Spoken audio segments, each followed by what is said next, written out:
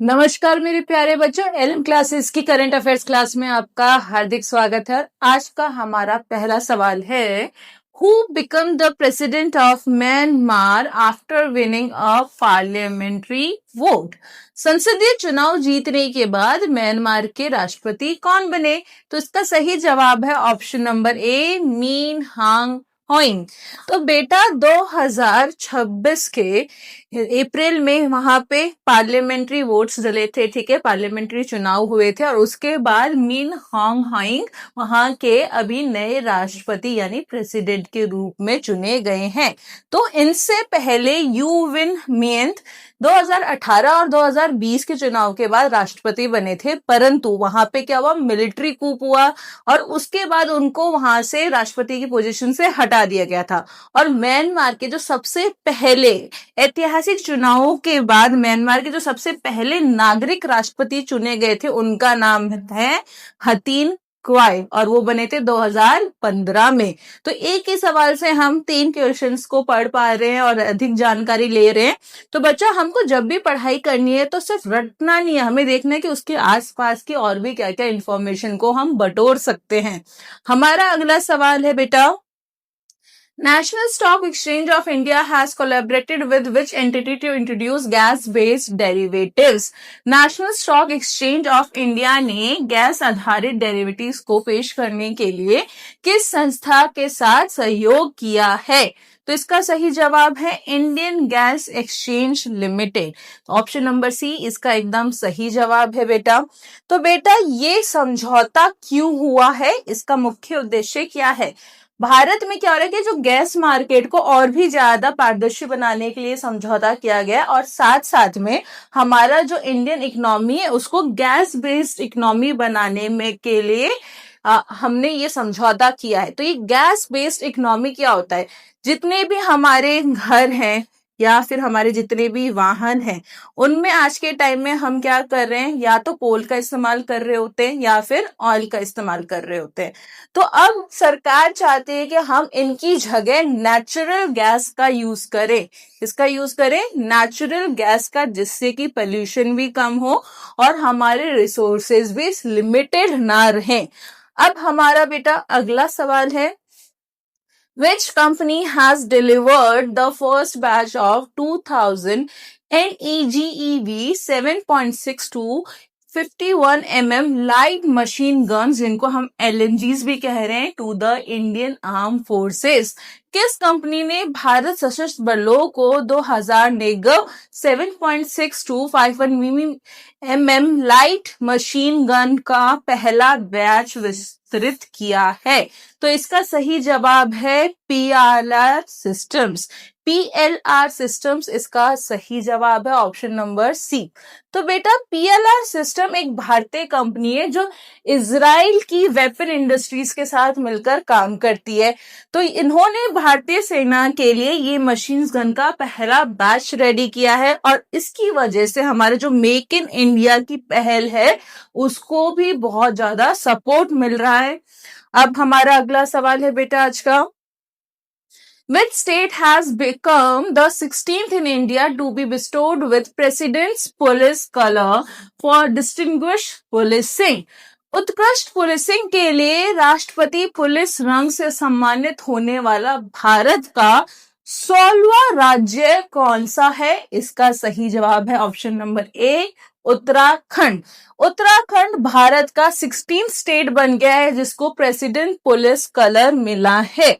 तो ये president police colour क्या है बेटा? ये किसी भी सैन्य या पुलिस इकाई को देने वाला सबसे बड़ा सम्मान है और ये सम्मान इस बार उत्तराखंड पुलिस को मिला है उनकी बेस्ट सर्विस और उनकी वीरता के लिए, जिस ब्रेवरी के साथ वो काम कर रहे हैं क्राइम को दूर करने के लिए, इसके कारण उनको ये पुरस्कार मिला है। अगला है हमारा सवाल, Chandigarh University collaborated with which global tech company to establish a skill center in artificial intelligence?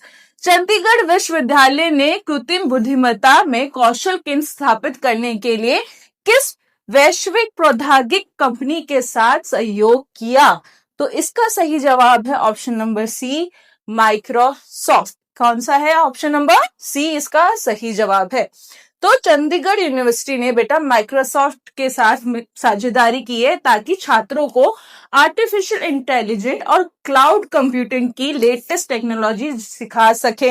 ये सेंटर छात्रों को इंडस्ट्री के हिसाब से स्किल प्रदान करेगा।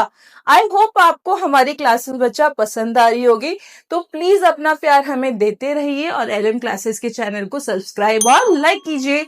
हमारा अगला सवाल है, When is the International Children's Book Day observed? अंतरराष्ट्रीय बाल पुस्तक दिवस कब मनाया जाता है? इसको हर साल हम 2 अप्रैल को बनाते हैं। 2 अप्रैल को हमेशा क्या मनाया जाएगा? International children's book day.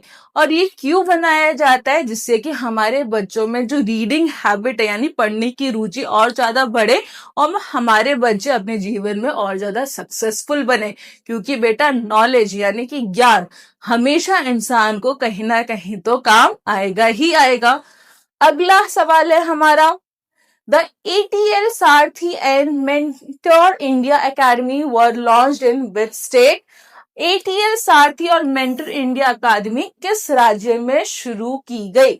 इसका सही जवाब है option number D, Telangana. Telangana में हमारी ये ATL सारथी और मेंटर इंडिया अकादमी लॉन्च हुई है। इसका फ्रेमवर्क लॉन्च हुआ है और इसका लॉन्च होने का रीजन क्या है? बेटा जितने भी अटल टिंकरिंग लैब से जितने भी स्कूल में वहां पे बच्चों को प्रोत्साहित करना, उनको आगे बढ़ाना कि वो वैज्ञानिक सोच के अकॉर्डिंग सोच सके और हमारे देश को साइंस की फील्ड में और आगे बढ़ा सके। हमारा अगला सवाल है, The Birak Bionest Incubation Center was inaugurated in which city? BIRAC BioNEST incubation centre का उद्घाटन किस शहर में हुआ? सही जवाब है option number C, Mysore. Mysore में ये हमारा सेंटर खुला है। अब इस सेंटर का उद्घाटन मैसूर में हुआ है और इसका उद्देश्य क्या है, इसको क्यों बनाया गया है? क्योंकि जितनी भी बायोटेक्नोलॉजी और लाइफ साइंस के क्षेत्र में जितने भी नए स्टार्टअप्स आ रहे हैं उनको सपोर्ट करना है और उसके लिए जितनी भी रिसर्च के लिए उनको रिसोर्सेज चाहिए वो उनको उपलब्ध कराने हैं। हमारा अगला सवाल है बेटू, व्हाट इज कर साथी? कर साथी क्या है? तो बेटा ये एक AI generated text pair assistance platform है। तो एआई जैसे यानी आर्टिफिशियल इंटेलिजेंस का चैटबॉट है ये कर साथी। अब जो भी इंसान टैक्स पे करता है यानी जो भी टैक्स पेयर है उनको बताया जाएगा कि कैसे कैसे आप अपना आसानी से टैक्स भर सकते हो। जो भी रूल्स एंड रेगुलेशन है यानी टैक्स के जितने भी नियम हैं उनके बारे में लोगों को आसान भाषा में समझाएगा ये कर साथी प्लेटफॉर्म। हमारा अगला सवाल है, Which organization is associated with Project Chetak? Chetak परियोजना से कौन सा संगठन जुड़ा हुआ है? इसका सही जवाब है ऑप्शन नंबर डी, BRO। तो BRO का फुल फॉर्म है बॉर्डर रोड ऑर्गेनाइजेशन। क्या है? Border road organisation project Chetak के साथ जुड़ा हुआ है। ऑप्शन नंबर डी इसका एकदम सही जवाब है। तो बेटा ये मुख्य रूप से राजस्थान और पंजाब के सीमावर्ती इलाकों में सड़कों और इंफ्रास्ट्रक्चर के निर्माण का रख रखाव यानी मेंटेनेंस का काम देखती है। आई होप आपको हमारी क्लासेस पसंद आ रही है, तो प्लीज हमारे चैनल को सब्सक्राइब और लाइक करते रहिए और अपना प्यार हमारे साथ बांटते रहिए। जय हिंद, जय भारत।